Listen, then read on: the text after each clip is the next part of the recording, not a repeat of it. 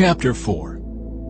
Again, I observed all the oppression that takes place under the sun. I saw the tears of the oppressed, with no one to comfort them. The oppressors have great power, and their victims are helpless.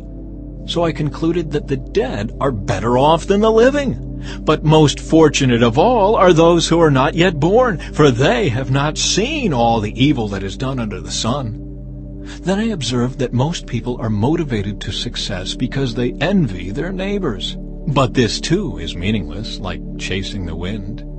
Fools fold their idle hands, leading them to ruin. And yet better to have one handful with quietness than two handfuls with hard work and chasing the wind. The advantages of companionship. I observed yet another example of something meaningless under the sun. This is the case of a man who is all alone, without a child or a brother, yet who works hard to gain as much wealth as he can. But then he asks himself, "Who am I working for? Why am I giving up so much pleasure now?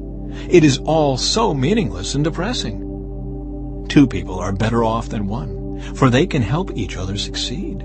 If one person falls, the other can reach out and help. But someone who falls alone is in real trouble. Likewise, two people lying close together can keep each other warm.